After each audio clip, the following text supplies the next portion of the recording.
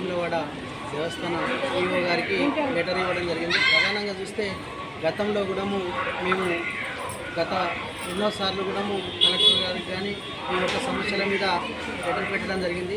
దేవస్థానంలో పనిచేస్తున్నటువంటి కార్మికులకు 12 గంటలు శ్రమ చేస్తాం. కాంట్రాక్ట్ బేసిక్ ఇలా కాంట్రాక్ట్ రద్దు చేసి ప్రభుత్వ ఉద్యోగులుగా నేరుగా పెట్టుకోవాలని కూడా గతంలో ఎన్నోసార్లు దరఖాస్తులు ఇవ్వడం జరిగింది. ప్రధానంగా మేము ఇప్పుడు ఒకటే అడుగుతూ ఉన్నాం కాంగ్రెస్ ప్రభుత్వాన్ని. ఎందుకంటే దీనిలో ఉన్నటువంటి పోస్టులను పెంచి ఈ ఒక దేవస్థానంలో పనిచేస్తున్నటువంటి కార్మికులకు ప్రభుత్వ ఉద్యోగులుగా గుర్తించాలనేది కూడా కాంగ్రెస్ ప్రభుత్వాన్ని కోరుతూ ఉన్నాం. ఇలా ప్రధానంగా చూస్తే ఎంతోమంది లక్షలాది భక్తులు వస్తూ ఉన్నారు, కానీ స్టాఫ్ను పెంచి 12-13 గంటలు పనిచేస్తూ ఉన్నారు విధులలో కాంట్రాక్ట్. దానికి శ్రమకు తగ్గ ఫలితం కూడా రావడం లేదు. ఇలా 8 గంటల పని విధానం అనేది జరగాలి. కార్మికులకు 8 గంటలకు పైగా పనిచేసినట్టుంటే ఓవర్ టైం కట్టియాలనేది కూడా కోరుతూ ఉన్నాం. ఇలా ప్రధానంగా చూస్తే ఎక్కడ పనిచేస్తున్నటువంటి కార్మికులను అదే చోట విధులలో ఉంచాలనేది కూడా ఇలా ఈఓ గారిని కోరుతూ ఉన్నాం.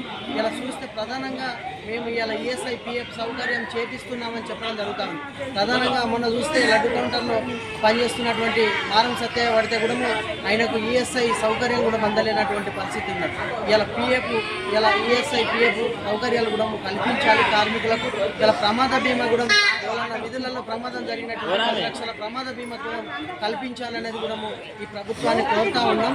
ఇవాళ చూస్తే ప్రధానంగా హెల్త్ కార్డు ప్రభుత్వ ఐడి కార్డులు కూడా ఇవ్వాలి. ఇలా దుమ్ముకు ధూళికి ఆరోగ్యరీత్యా ఇవాళ హెల్త్ కార్డు కూడా ఇవ్వాలి. అదేవిధంగా ప్రభుత్వ ఐడి కార్డులు కూడా ఇవ్వాలనేది కూడా మేము కోరుతా ఉన్నాం.